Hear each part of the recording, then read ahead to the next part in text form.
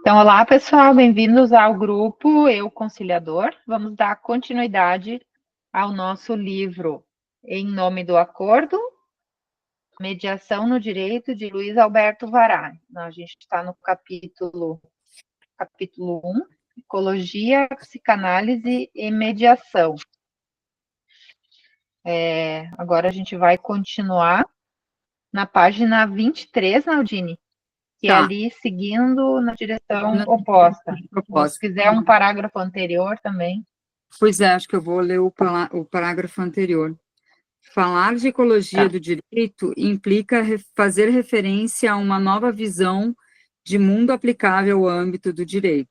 Estaríamos falando da ecologização do pensamento jurídico, uma nova forma de pensar todos os âmbitos ou ramos do direito, a partir de uma visão ecologizada do mundo. Teríamos, assim, a possibilidade de repensar todos os campos ou áreas do direito, a partir de um olhar ou perspectiva ecologizada. A ecologia jurídica como parte da ecologia política. Poderíamos falar de uma ecotributação, de um ecossindicalismo, de um ecocontratualismo, de uma ecocriminologia, de uma ecofilosofia do direito, etc. A ecologia do direito como paradigma da transmodernidade jurídica. Seguindo na direção proposta, sem deixar dúvidas, poderíamos Peraí, falar... Naldine, só um pouquinho, eu interrompi ali bem no meio e eu estava com o microfone. Só para a gente retomar aqui essa questão, para a gente não entrar lavrando aqui, só para retomar a ecologia do direito, né? O que a gente estava vendo no encontro passado, que tem a ver aquele estudo de uma forma de como o ambiente se comporta, né? Não olhar tudo de uma forma mais holística, né? Quando se diz ecologia tem a ver com a gente ainda falou sobre as três ecologias, né? Que não é só o meio ambiente, é a higiene mental, é a forma como eu penso as coisas, é uma forma mais aprofundada de ver cada coisa. Então, falar de ecologia do direito implica fazer referência a uma nova visão de mundo aplicável, porque a gente tem aquela coisa como é que o ser humano pensa o meio ambiente, como é que ele pensa o direito. Então, a gente está trazendo o que ele está trazendo aqui é uma forma mais profunda de ver tudo, não apenas um estudo sistematizado, mas um estudo sistêmico. Acho que é mais ou menos isso, né? Não sei se vocês lembram também para a gente retomar. E eu acho que a gente falou sobre a questão, as relações do indivíduo com o meio ambiente, né, ecologia. Então, essas relações também, Isso. o quanto se dá na visão do direito, né. Posso continuar? Seguindo na direção proposta, sem deixar dúvidas, poderíamos falar também de um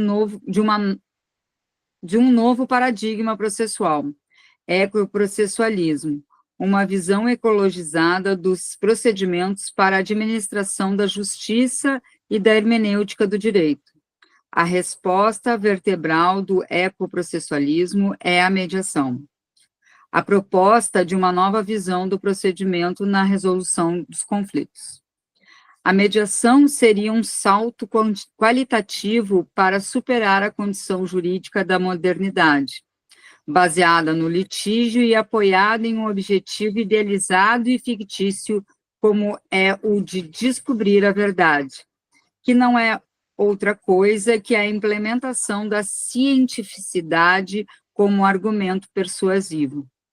Uma verdade que deve ser descoberta por um juiz, que pode chegar a pensar em si como o protestante de um semideus, na descoberta de uma verdade que é só imaginária. Um juiz que decide a partir do sentido comum, teórico dos juristas.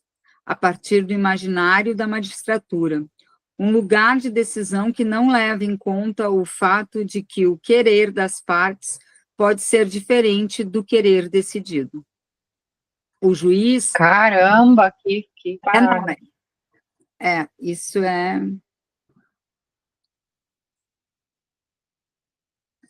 que eu acho que isso é uma coisa que ele vem falando desde que a gente vem lendo, né, que o quanto que, quando as partes não participam da decisão, né, que na mediação elas vão participar dessa decisão, o quanto isso é alienado das partes que estão em conflito, né. Não, e a importância do conciliador nesse processo, porque assim, ó, ainda que as partes não queiram essa profundidade, mas a gente ter essa profundidade quando está lidando com eles, faz inclusive com que tu respeite o não querer deles e que geralmente tem a ver com o não poder, não ter o alcance de encontrar essa verdade, né? Mas assim, a gente ter essa consciência, né, de que existe uma verdade por trás daquilo ali, que não está querendo ser revelada e que a gente pode ajudar com que as partes queiram encontrar isso, para encontrar o verdadeiro conflito, eu acho, para mim, isso é realmente um salto qualitativo. Sim. Continuo. O juiz decide em um procedimento contencioso, uma vez que as partes apresentam as provas e os argumentos de suas pretensões. Tudo dentro de um ritual inflexível em que, se algum dado é esquecido, é quase impossível corrigir esse esquecimento. Na mediação, não. Nela, sempre existe um momento de introduzir o dado faltante. Os esquecimentos não são fatais, como na cultura tradicional do litígio. Isto porque as partes têm em suas mãos a resolução do conflito, podendo apelar a todos os mecanismos que considerem necessários para poder elaborar, transformar ou resolver suas desavenças com o outro. Nada as condena por não resolverem o seu próprio conflito. Não existe nenhum juiz que ameace a uma das partes pela extinção da ação e pelos direitos adquiridos no pleito, por não cumprir com um inócuo arbitrário unilateralmente declarado pelo juiz tempo processual. Aí tem a indicação que, na Justiça Federal Brasileira, nas ações de reajuste das prestações da casa própria, o juiz ameaça a parte requerente com a extinção da ação. Muitas vezes já ganha, por não apresentar no prazo peremptório algum documento, fato que não altera o direito. Uma ameaça que não impede esse mesmo juiz haver demorado 4 ou 5 anos para solicitar esse documento com o qual agora ameaça a parte autora. Nos litígios, os juízes decidem atendendo às formas do enunciado pelas partes, ou pretendido na demanda ou na contestação. Atendendo às formas do enunciado, ou pretendido, e não às intenções, desejos e quereres dos enunciantes. Nem sempre o que eu digo revela o que eu quero. Muitas vezes, o que eu digo esconde o que eu quero. Tomemos um exemplo da vida cotidiana. Quando um homem ou mulher convidam uma pessoa de outro sexo para tomar um café em seu apartamento, necessariamente não estão convidando-a para compartilhar dos sabores que o enunciado expressa. A verdadeira intenção está dirigida ao que virá depois do café, um propósito de mais intimidade que não está expresso no enunciado. A intenção foi dissimulada pelo enunciado, e o receptor pode ter uma surpresa se o enunciado for interpretado ao pé da letra. Todo mundo riu e ninguém falou nada. Quando eu fiz aquele curso, acho que a Dani fez também aquele de neurolinguística, o cara Cuidado falou, que se convida para se tu me convidar para um café, eu vou lá para tomar um café. É isso. Não, muita gente ainda vai tomar. Daqui a pouco. Ou então eu te convido para um café. Aí tu interpreta, ele está me convidando para um café porque vai ter depois. Mas a minha intenção é só o café. Aí tu sai falando, esse cara não é de nada, que não sei mais o que, isso, aquilo, aquele outro. Ou ao contrário, eu te convido para um café com outra intenção. Tu toma só o café, qualquer coisa que tente a mais, é um agressor, é um não sei o que. Olha a confusão que isso pode dar. Tá feito. Tá... Todo enunciado, generalizando de novo, transmite uma posição, que os semiólogos chamam forma e os juristas pretensão, que quase nunca revela os propósitos do enunciado, que os semiólogos chamam função e os psicanalistas de desejo. Nas mediações, tenta-se ajudar as partes a descobrirem suas intenções, ou as intenções da outra parte, mas além das formas do enunciado, pretensões, no conflito. As partes, mais do que frequentemente se imagina, não conhecem suas próprias intenções, perdem-se nas formas de seus próprios enunciados. São as armadilhas do inconsciente que o mediador deve ajudá-las a trabalharem. Em todo sentido enunciado, existe um dito e um não dito, a negatividade do enunciado. Conheceremos pouco de sentido se permanecermos simplesmente no nível do sentido manifestado. Na mediação, é fundamental trabalhar os não ditos do sentido. Estes expressam o conflito com um grau maior de riqueza. Os detalhes de um conflito revelam-se muito mais pelo não dito do que pelo expressado. Não podemos esquecer que a mediação se realiza sempre pela percepção e pelo trabalho que se pode realizar em relação a infinitos detalhes. Toda a mediação, copiando a Clarice Lispector, é feita de infinitos detalhes que precisam ser cuidados. Aqui mais uma coisa, né?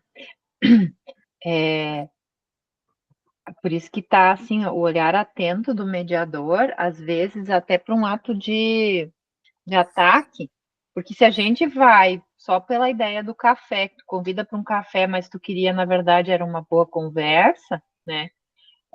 Tu pode estar convidando para uma briga, quando, na verdade, tu não tá conseguindo expressar que aquilo tá te incomodando.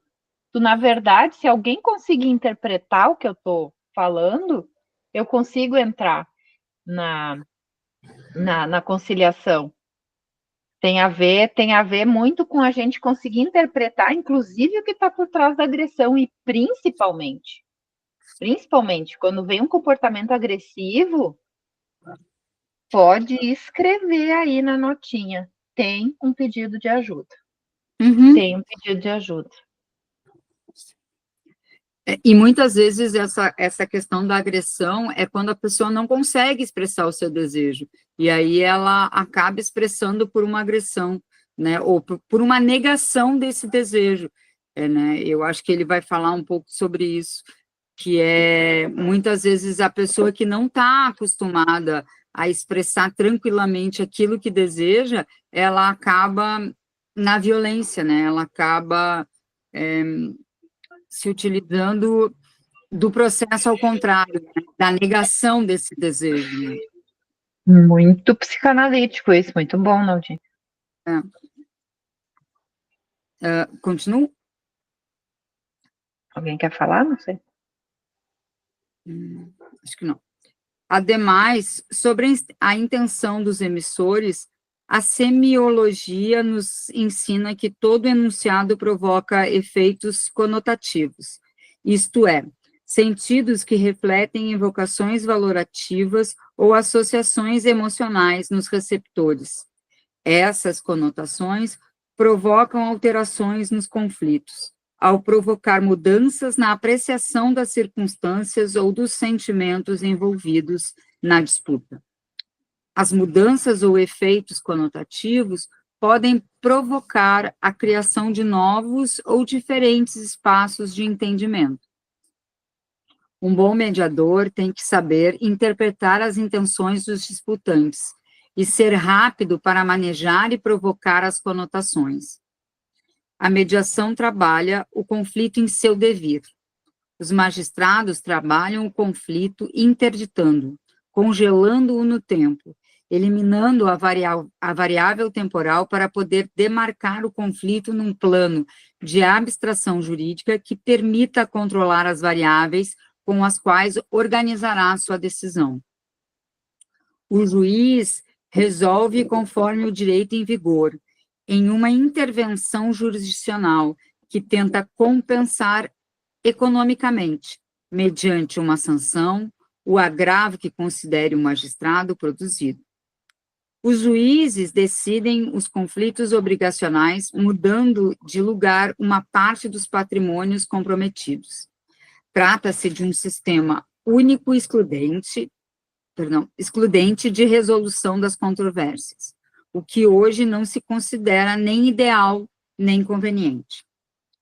Nos caminhos da transmodernidade jurídica, a resolução dos conflitos começa a tornar-se conveniente quando oferece uma variada gama de procedimentos e estratégias que possibilitam a resolução, com os menores riscos, desgastes emocionais, perda de tempo, custos econômicos elevados e eliminação das imprevisibilidades nos resultados. Não estou me referindo, em que pese a sua importância, ao que pode ser inesperado na alteridade. Novas possibilidades de resolução dos conflitos baseadas nas necessidades, nos desejos e nos interesses das partes, sob forma da integração e não de enfrentamento reciprocamente destrutivo do outro. A mediação, em termos abstratos, seria uma dessas alternativas, mais proveitosas na resolução dos conflitos. Na atualidade, a mediação começa a ser o mecanismo mais comum nos programas de resolução alternativas das disputas, uma opção democrática e pedagógica para a intervenção de terceiros nos conflitos. Mas, para entender bem a mediação, é preciso elaborar uma clara compreensão do que se entende por conflito. Qualquer teoria da mediação resta inadequada e insuficiente se não tem por base uma explícita teoria do conflito. De modo geral, os juristas não elaboram uma teoria do conflito, tema que, por outro lado, é pouco ou nulamente manifestado pelos professores de direito. Os juristas elaboram suas dogmáticas, esquecendo-se de pensar qualquer coisa sobre o seu sentido. O conflito para os juristas é algo que os juízes têm que enfrentar, interpretando as leis e decidindo no interior dos processos. São expedientes. Para elaborar uma teoria do conflito, podemos ter várias abordagens. Em primeiro lugar, podemos falar deles a partir de uma perspectiva comunicacional. Para Joseph Folger e Tricia Jones, a comunicação é o sine qua non do conflito. Para estes autores, não restam dúvidas de que a conduta comunicativa, tanto verbal como não verbal, cria reflexos e sana os conflitos. Em Nuevas Direciones en Mediación, é o livro desses autores. Ademais, estes autores compreendem-os a partir de uma perspectiva comunicacional, passando a considerá-los como uma realidade socialmente criada e manejada comunicacionalmente, que surge no seio de um contexto sócio-histórico, que afeta o significado e a conduta, e que também, por sua vez, é afetado por essa realidade. O conflito é, assim, compreendido e analisado como uma estrutura funcional, comunicativa, que gera significados que devem ser interpretados com as bases das disputas. O conflito é visto como um processo simbólico, uma forma de vê-lo como discurso e os sentidos como conflitos. Gente, quanta coisa dito aqui. Não é pouca coisa, né? É porque eu acho que ele tem razão, né? Vocês mesmos no curso de atualização, né? A pessoa trouxe uma nova teoria de conflitos, né? E eu acho que é sobre isso que ele tá falando. Quando a gente não tem claro sobre o né? Sobre o que é o conflito, a gente não consegue ir a lugar nenhum. Olha essa frase que, ademais, esses autores compreendem-os a partir de uma perspectiva comunicacional, passando a considerá-los como uma realidade socialmente criada e manejada comunicacionalmente, que surge no seio de um contexto sócio-histórico que afeta o significado e a conduta, que, por sua vez, é afetado por essa realidade. Olha o tamanho do imbróglio.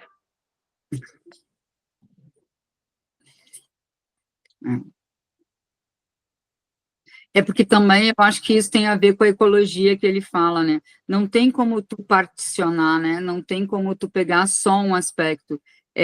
Tu tem que olhar como um todo, né? Como um sistema mesmo. Senão tu não consegue chegar na riqueza mesmo, porque muitas vezes é o que ele já falou antes, né? Muitas vezes tu particiona, né, e só pega, não, mas a lei diz isso, e nesse box da lei eu consigo encaixar isso, então é isso. E muitas vezes não é, né? Muitas vezes eu também já ouvi as pessoas dizerem assim, mas a pessoa tinha mais direito, mas a pessoa está abrindo mão. Sim, mas a mediação é exatamente isso, né? Os dois ganharem e os dois perderem. Não vai ter, eu sempre me lembro muito do que o Anélio falou, né, que as decisões, nunca se viu uma decisão que dê totalmente razão, é sempre parcialmente por acidente, né, então, porque né, na realidade ninguém tem essa, vamos dizer assim, esse direito absoluto, né, é muito difícil que isso aconteça. Não, e aqui também tá trazendo nessa teoria do conflito, né, que na verdade, assim, ó, a gente acha que a gente está chegando num conflito que foi feito por aquelas partes. A gente está falando de que isso que ele está falando que nós somos, inclusive, parte integrante desse conflito daquelas partes, porque é resultado de toda uma comunicação social, de todo um sistema que se auto-organizou de uma forma, sei lá, desestruturada, né? E essa realidade, essas pessoas, elas estão sendo afetadas de uma certa forma em relação a essa mesma realidade que nós vivemos. Por isso que é o sentido ecológico. Então, nós não estamos de fora do conflito. Nós fazemos parte do conflito e nós vamos trabalhar uma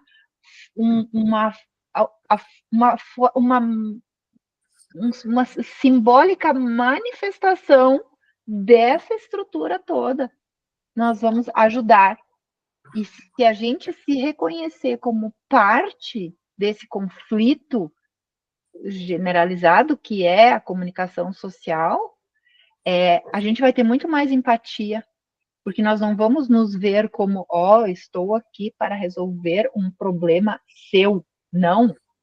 É um problema nosso. Deixa eu ver como é que eu posso te ajudar, eu estando de fora dessa fraçãozinha aqui que embolou. Olha, gente, isso aqui é, nossa,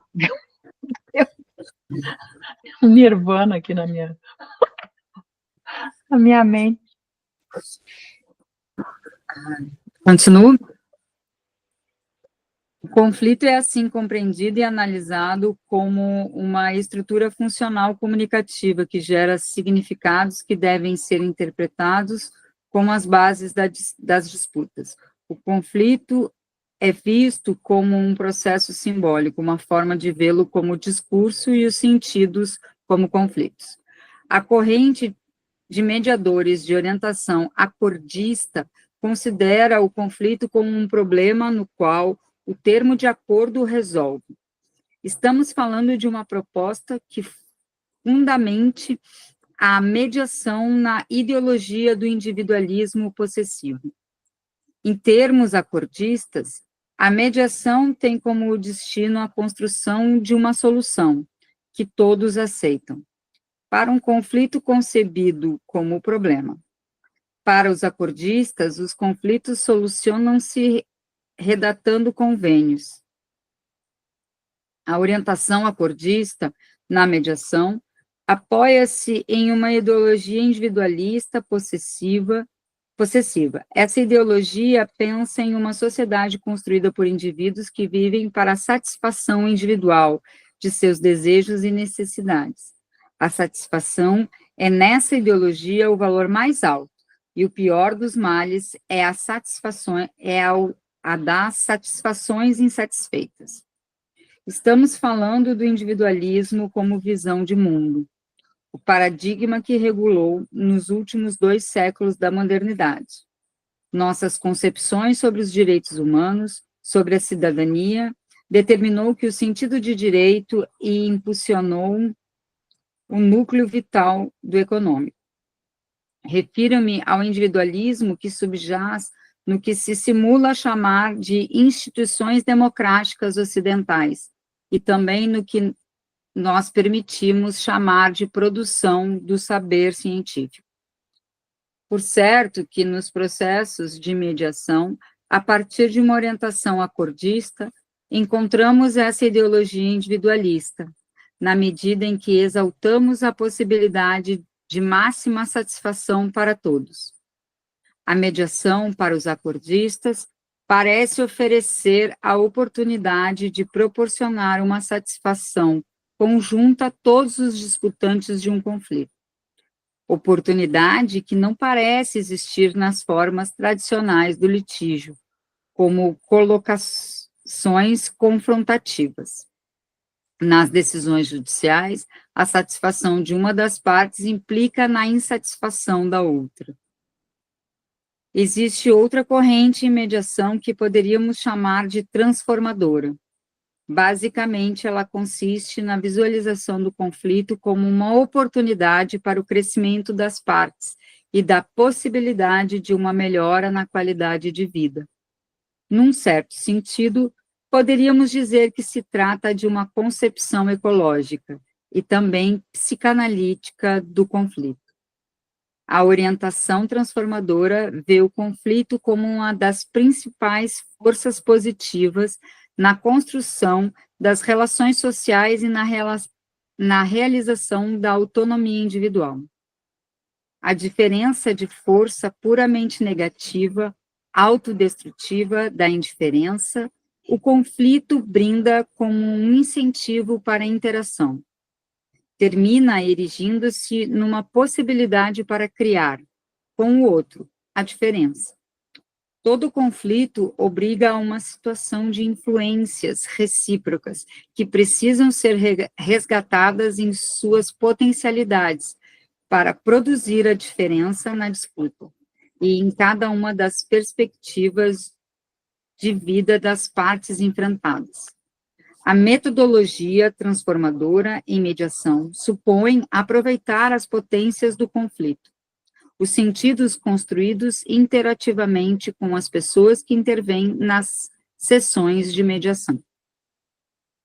Quero agora, para terminar esta preview, falar um pouco das dificuldades e inconvenientes da mediação jurídica obrigatória na Argentina.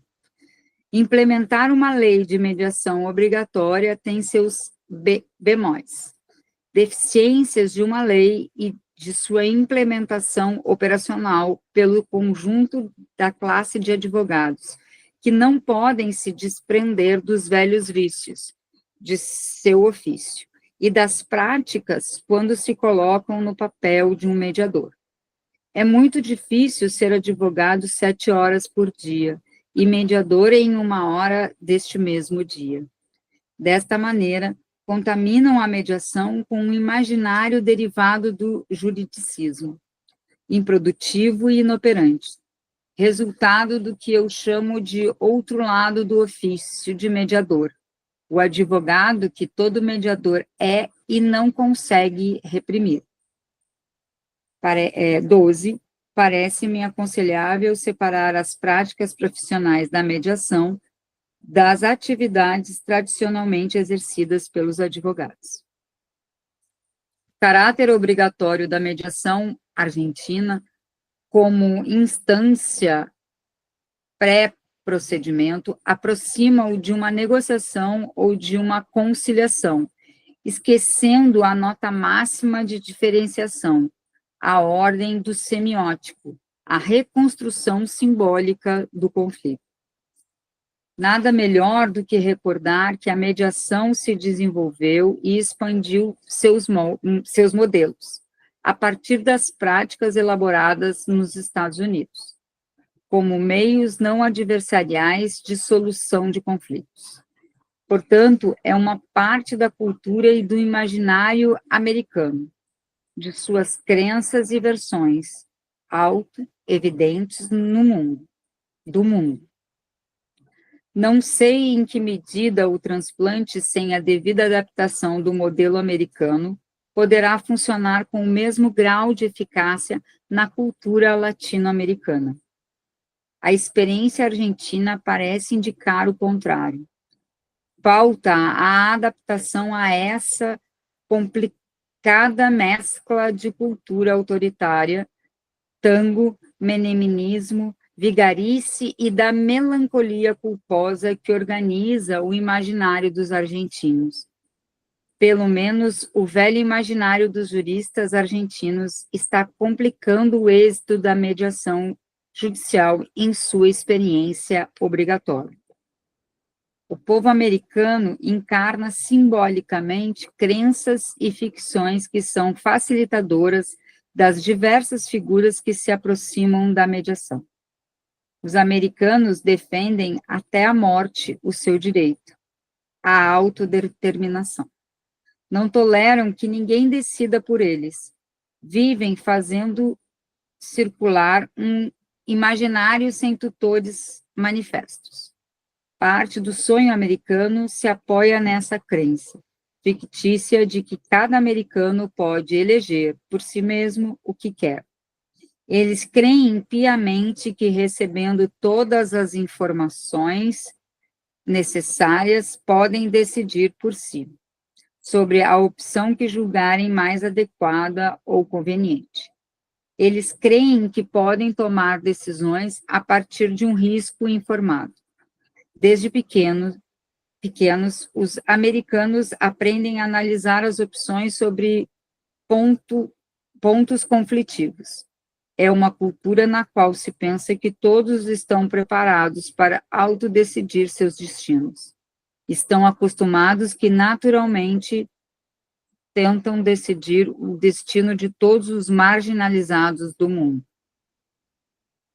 Termino de falar de uma razão de muito peso que facilita aos mediadores americanos, sem resistência, na sua tarefa de proporcionar às partes informações para que possam decidir com autodeterminação recíproca. O que na América se chama, nas correntes predominantes de mediação, difere do que eu pretendo conceituar por esse termo. Inclusive, eu não compartilho muito dos diferentes sentidos empregados para o termo nos usos argentinos da mediação pré-judicial obrigatória. Penso que o que se vem chamando na Argentina de mediação não passa, na maioria dos casos, de uma negociação autodeterminada pelas partes. Provavelmente poderíamos também falar de conciliação.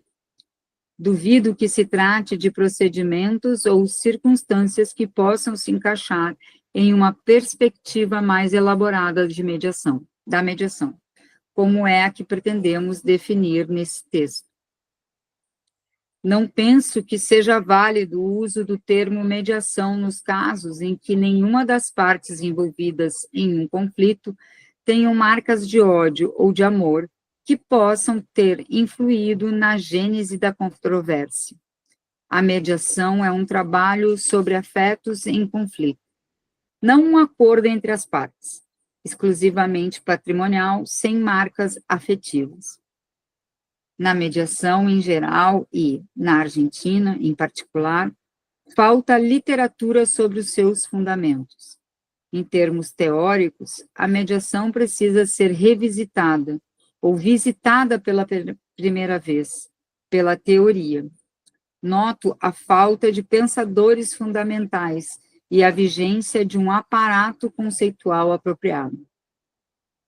Em minhas incursões pela mediação, não encontrei nenhum autor ou professor que me mostrasse as potencialidades da mediação, inclusive a riqueza semiótica e epistemológica da mediação como fundamento. Ver a respeito, Luiz Alberto Vará, Semiótica Ecológica e Direito. Deixa eu ver, agora eu já me perdi. Em suma, notam-se alguns frágeis e desorganizados esforços para importar algumas ideias de outras áreas do conhecimento, principalmente da teoria da comunicação, na qual se nota a introdução, de forma desorganizada, fragmentada e em reiteradas oportunidades atrasadas de algumas ideias, e da psicologia. A mediação não tem teorias sólidas que possam ser reconhecidas como próprias. Brilham por sua ausência as tentativas de produção de uma teoria global da mediação. Entre faltas epistemológicas ou filosóficas, é possível anotar o quase nulo trabalho prospectivo. Nenhuma visita à bibliografia especializada me revelou algum esforço por introduzir novos aportes, criar novas tendências, experimentar o uso de ofertas vitoriosas em outros terrenos, como poderiam ser várias as expressões do atual agrupamento do movimento institucionalista, ou do que gerou a intervenção dramática nas organizações, psicograma moreniano e psicanalítico.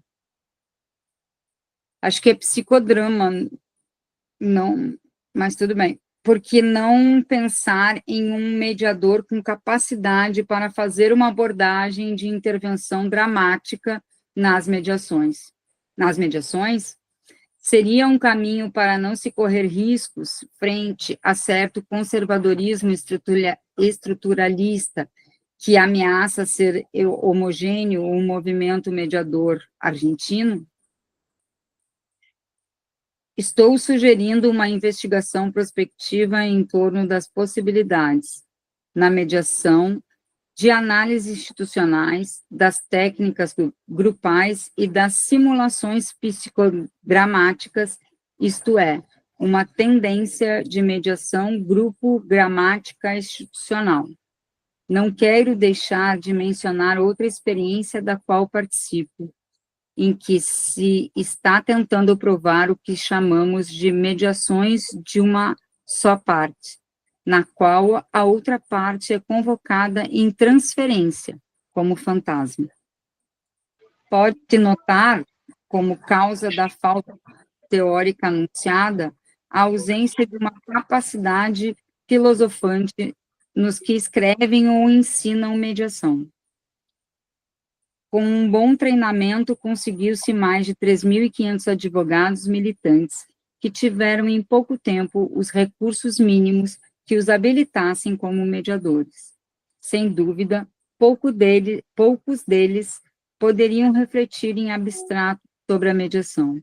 Os mediadores argentinos recebem lições elementares sobre mediação, uma sorte de kamikaze, o que lhes permitiu funcionar como hábeis operadores sem consciência reflexiva em relação à sua própria prática. Longe de fazer uma crítica aos que ensinaram mediação na Argentina, poderia dizer que fizeram bem, com exceção de poucos professores de mediação oriundos da filosofia do direito, em não se intrometerem em áreas que conheciam. Sobram, pelo menos no Brasil, improvisadores e oportunistas na filosofia do direito. Já se fez muito improvisado, mediadores para começarem. Agora, improvisar também, filósofos da mediação. Cruzes. Mas ali, quando tu leu a psicograma moreniano, eu fui ver aqui no chat. Não, é isso mesmo. Psicograma moreniano é uma técnica, botei no chat GPT, que é uma técnica desenvolvida por Jacó Levi Moreno, Jacó Levi Moreno, o criador do psicodrama, para entender e representar as relações dinâmicas, emocionais e sociais de uma pessoa. Em essência, o psicograma é uma representação gráfica das relações emocionais, das ligações afetivas e das influências interpessoais que uma pessoa tem em sua vida, especialmente em contextos de grupo. E aí, no psicograma, as relações da pessoa com outras pessoas significativas estão representadas visualmente. As linhas e formas utilizadas indicam diferentes níveis de profundidade emocional, influências, afinidades, tensões e conflitos. Aí tem estrutura emocional e social, examina a estrutura emocional e social da pessoa, como ela se relaciona com as pessoas na sua volta, incluindo aspectos como apoio, afetividade, rejeição, dependência e conflitos. E é uma técnica que permite explorar redes de apoio, vínculos e também possíveis fontes de estresse e conflito. Por exemplo, um psicograma pode mostrar que uma pessoa é emocionalmente próxima de certas figuras familiares, mas tem conflitos com colegas de trabalho, ou que na rede de amigos oferece pouco suporte emocional. Então, é mais ou menos... É um mapeamento que tu faz, né? Aí diz assim, o psicograma é útil em terapia, coaching, mediação de conflitos, pois oferece insights sobre como a pessoa se relaciona com o mundo ao seu redor. Na mediação, por exemplo, ele pode ajudar a identificar e explorar tensões emocionais e vínculos que influenciam o conflito, facilitando uma abordagem mais sensível e personalizada na resolução de disputa. Dá para perceber, né, por tudo que a gente tem lido, estudado até agora, e especialmente agora com a ênfase no que o Vará tem nos apontado, que, primeiro, nós necessitaríamos de uma mudança comportamental. Eu já falei sobre isso, vou retomar. Né, uma mudança comportamental e cultural, o que diz respeito ao trato dos conflitos. Né, como resolvemos conflitos. Tem esse destaque que ele faz, esse paralelo que ele faz entre a sociedade argentina e a sociedade americana, né, que é um traço cultural e comportamental. A sociedade americana é altamente ou totalmente individualista, onde o indivíduo por si só é autossuficiente, ele se resolve e ele pode se defender, ele pode decidir, não interessa a sua condição social, não interessa a sua capacidade intelectual, não interessa absolutamente nada. Ele tem a liberdade, ele tem essa prerrogativa de decidir por si. Nós, estamos aqui ao sul da América, né, temos uma outra lógica cultural, que é uma lógica de tutela. Né? Toda a nossa formação social é uma formação tutelada, e se estabelece que alguém decide por nós. Né? Ou o rei decide, né? Ou o prefeito decide, ou o deputado decide, ou o vereador decide, ou o pai decide, ou a mãe decide, ou o marido decide, ou a mulher decide, e por aí vai indo. Isso está incutido dentro de um comportamento cultural de uma sociedade. O que o Varash, eu estava aqui pensando, né? Isto é essa proposta de mediação, né, de alteração total desse comportamento, ele transcende, né, a nossa capacidade física, né? Isso é quase metafísico, né? É quase uma deidade, né? Tentar fazer essa alteração, considerando, o que a gente tem essa experiência, né, como se comportam, né, os nossos colegas, por vezes nós mesmos, né, o que diz respeito a um eventual conflito. Nós estamos inseridos dentro de uma instituição que existe, né, e foi instituída para solucionar conflitos, numa lógica de tutela. Né? A Justiça do Trabalho, ela é tutelar. E fizemos essa diferença. Não, a questão lá no CIVA, cada um se resolve por si, tá, aqui na Justiça do Trabalho, não. E daí nós vemos essa coisa, as partes vão, propõem um acordo, o juiz diz, não aceita esse acordo não é bom para ti. Né? E por vezes não é bom mesmo, né? E eu não estou aqui defendendo que, não, faz acordo e vai de qualquer forma, mas é cultural esse negócio. Né? É comportamental, está incutido dentro dessa lógica da nossa organização social. Agravado, né? Agravado por uma situação de dinâmica atual da sociedade. Que a Naldini falava isso no começo, né? Tudo é passageiro, tudo é rápido, né? O Bauer fala sobre a sociedade líquida, é isso, né? Uma liquidez. Nós não vemos mais nenhuma dedicação para solucionar alguma coisa. Estragou a minha máquina de lavar. Eu não me dedico mais a ir atrás de um técnico, a buscar alternativa, buscar peça. Não, eu vou lá e compro outra. Né? Faço em 12 vezes na Casa Bahia, 24 vezes na Magalu, não sei o quê, e jogo fora a porcaria. Né? Porque nós não temos mais... Isso também é um formato conciliatório, isso também é um formato de mediação. Eu estou com um problema ali, né? E como é que eu resolvo o problema? Isso também se joga para as relações afetivas, né? Marido-mulher, namorado-namorada. Não deu, tá, vai embora. Vai. E daí a gente vai vendo esse formato, né? Vai vendo esse comportamento. Propor, né, um formato diferente, né, de solucionar os conflitos que nos chegam, né, exigiria uma remodelação total, né, seja no que diz respeito a tempo. Né, numa mesa conciliatória, tu tem 15 minutos para conciliar, né, tem 10. Funciona assim, nós sabemos que não funciona assim. Né, não é possível uma conciliação formatada em 15 minutos. Salvo eventual fraude, que daí os caras estão fraudando mesmo, querem alguma coisa. Né?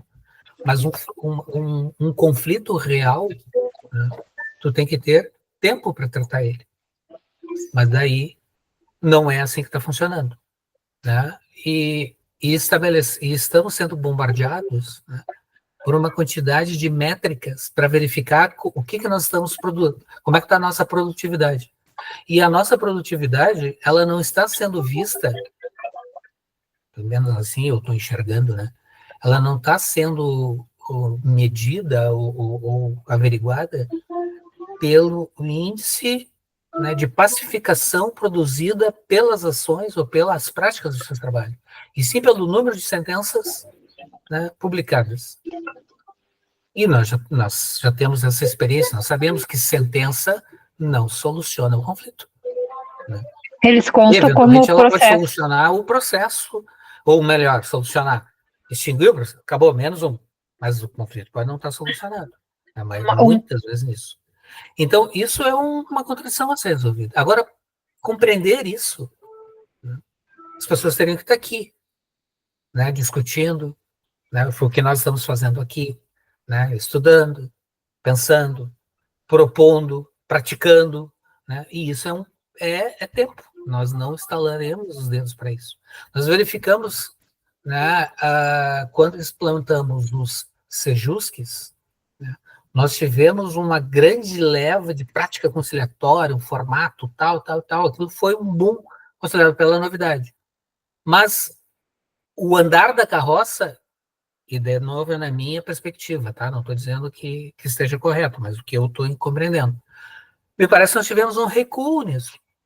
Nós recuamos no que nós caminhamos com a implantação dos Sejusques lá nos primórdios da sua implantação, né? Mas nós recuamos. Recuamos de que jeito? Pelos prazos que estabelecemos aos conciliadores, pela forma de fazer de qualquer forma, de qualquer jeito, né? Sem a preocupação efetiva daquela materialização conciliatória que nós víamos e estávamos nos dedicando a fazer, porque estávamos aprendendo. Então, a mesa redonda, o café, a balinha, o chá, a conversa, tudo isso era um formato que assim começou. Hoje não está mais assim. Não está desse jeito. Não. E está num processo de fábrica. Ah, não deu, manda embora. Não deu, manda para a sentença. Não manda para a audiência. Não deu, não. Não é esta a lógica, ou não poderia ser essa lógica, dentro do que foi concebido, do que foi pretendido. Mas não é uma situação tranquila, porque para resolver um conflito, a gente tem que estar afim de resolver o conflito. Nós precisamos estar com essa disposição, senão não resolve. Né? E daí, lá nos nossos primórdios, a gente sempre tem essa percepção, né?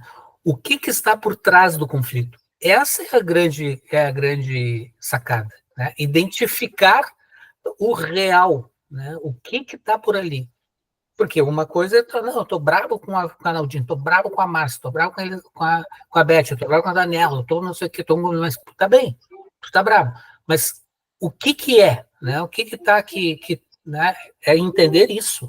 E entender isso significa tempo para identificar, fazer o outro se dispor a dizer, né? Ou ter a capacidade de percepção, é isso aqui, tá? Eu não gostei do cabelo, da forma que a Naldine penteou o cabelo dela, isso está me irritando. Você eu estou aqui, né? Mas essa é a grande... E para isso precisamos tempo, precisamos dedicação, precisamos disposição. E as nossas estruturas, a ideia, não estou falando só da justiça do trabalho, estou falando da estrutura judicial. Não funciona, não permite isso. Né? Porque nós estamos numa máquina ligada, um liquidificador ligado, produzindo. A Márcia mesmo. A Márcia está numa atividade de assistente do magistrado. Né? Aí chega para ela uma carga de sentença, tu tem que fazer X sentença mês. E ela faz. Ou se não faz, chega próximo disso. E se não faz, como é que não fez? O que aconteceu? Não, sabe? E vai, né? E foi. Então,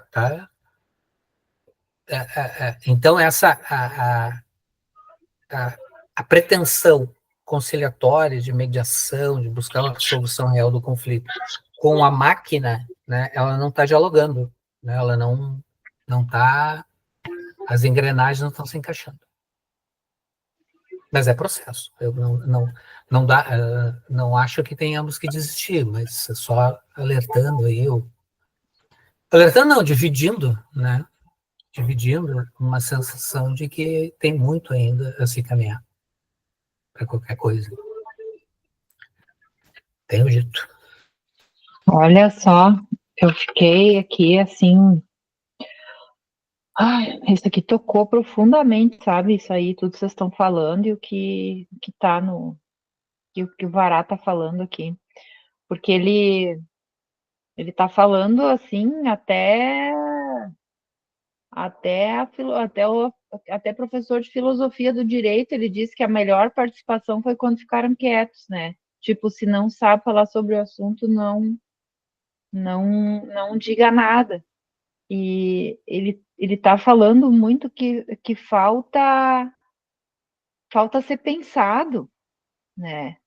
Falta literatura, né? Ele está dizendo na mediação em geral e na Argentina em particular falta literatura sobre seus fundamentos.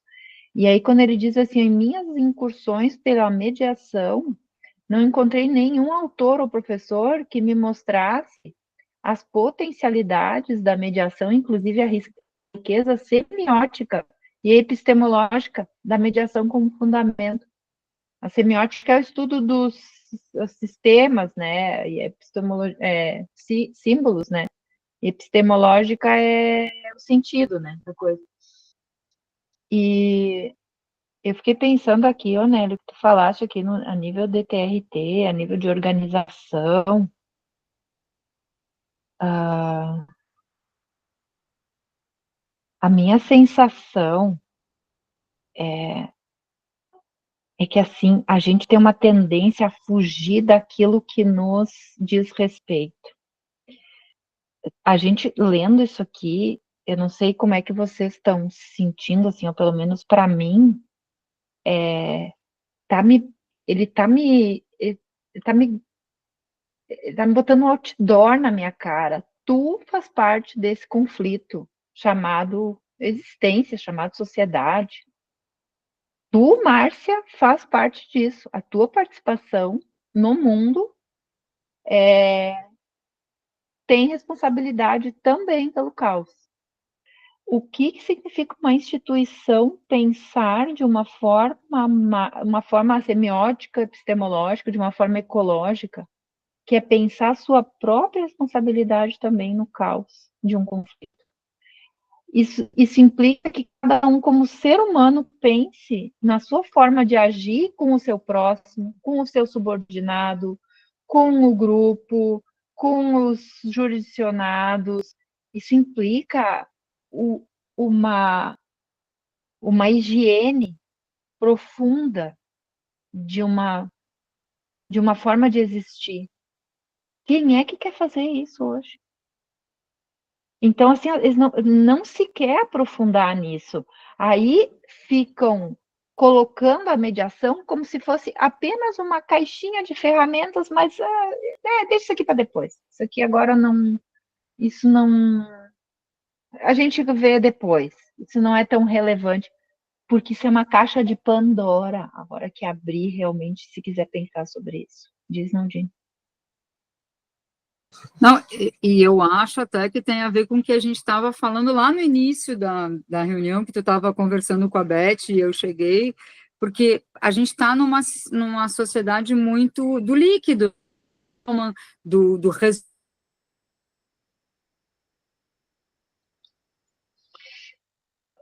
Ela que trancou ou só eu? Travou, Eugênia? Travou. É que o meu tá travando. Travou, Naldine.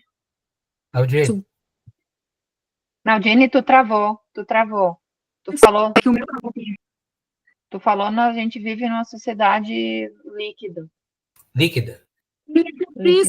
Imediatista, todo mundo quer uma solução muito rápida, ninguém quer fazer o psicograma, ninguém quer olhar a situação, todo mundo só fixa na solução, e isso me parece também nos próprios grupos de estudo, né, tipo, chega um monte de gente, a gente começou o ano com um monte de gente, e aí quando as pessoas começam a ver que elas vão ter que ler, elas vão ter que se colocar, elas vão ter que conversar, elas vão ter que parar para pensar naquilo que está acontecendo, a galera começa, daí eu tenho compromisso nisso, eu tenho compromisso naquilo, daí eu, não, e começa a ir embora, porque essa é a realidade que a gente está vendo hoje. Todo mundo quer soluções, mas todo mundo quer soluções instantâneas, soluções miojo, né? Boto lá na água, acabou. Ninguém quer fazer a massa com requinte, ninguém quer pensar no tempero, porque isso leva tempo, né? Isso, e principalmente, leva aquilo que tu falavas, entendeu? Mas leva comprometimento, é comprometer-se com aquilo ali. E aí me parece que a gente tem muito disso. O Anélio que me corrija se eu estiver errada, mas por isso que ele fala que no início, quando se coloca a conciliação no tribunal, tem todo um comprometimento, se vê uma finalidade naquilo, e daqui a pouquinho aquilo passa a ser prática, e aí todo mundo só diz, eu faço A, o B, o C, não deu o D, então sai fora.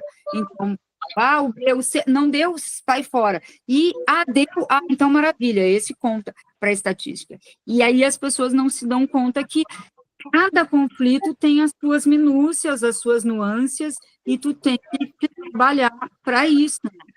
E não é fácil, não é nada fácil. Né? E também tem que ter a tolerância à frustração, que eu acho que é uma coisa que também a gente tem muito pouco, né? Atualmente, assim. As pessoas, elas querem que dê tudo certo. Se não deu certo, elas largam, elas não querem consertar, elas não querem pensar num outro caminho, elas querem, então troca. Né? E deu, acabou.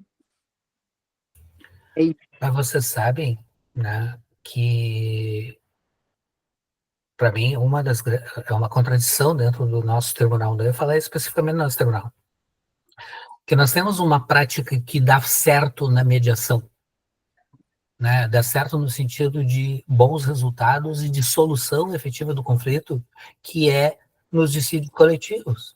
Quantas vezes nós vemos aí na imprensa, deu greve, ameaça de greve, não sei o quê, a vice-presidência, né, na sua estrutura, na sua comunidade, chama, bota todo mundo na mesma, sindicato, vem o Ministério Público, vem toda a galera e tal, e ali resolve, por vezes resolve na mesma reunião, abre prazo, não, quem sabe daqui a 2 dias vocês voltam, então, com alguma documento, não sei das quantas e tal, e se constrói uma alternativa.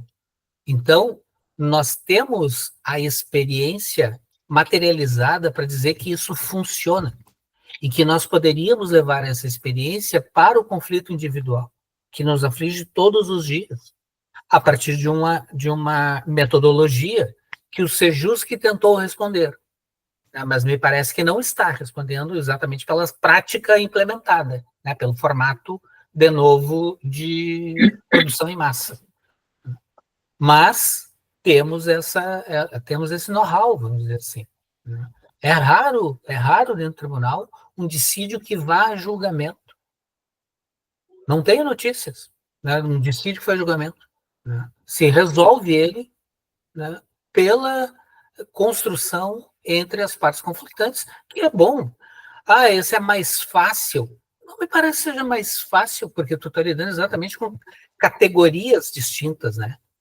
O empregado, os empregadores, com a sua representação sindical, e por vezes é mais de uma, os empregados, suas representações sindicais, e ali com os interesses, tudo que é jeito e forma, e ali transita de tudo, né? Tudo que possa imaginar. Transita as questões salariais, as questões políticas, de uma pretensão futura, não sei das quantas e tal, tem tudo ali naquele meio, e se consegue, muitas vezes, com muito sucesso, né, esta construção, e aquele conflito, pelo menos, né, por um bom período, ele fica sob controle. Né? E é evidente que ele vai retornar, até pela dinâmica estabelecida, né, na lógica legal. Olha, de ano em ano temos que rever aí as nossas coisas. Bom, então nós sabemos que por em ano, né, nós vamos enfrentar de novo aquela situação. Mas temos esta construção, temos esse know-how do saber fazer. O que nos impede, né, de popularizar isso, né, dentro da estrutura, para buscar também essa prática para os diversos dissídios que nos chegam todos os dias, de forma individualizada, é isso mesmo. Bom, e que, por vezes, são muito menos complexos, né, do que um grandão desses, né, que a gente vê aí por aí.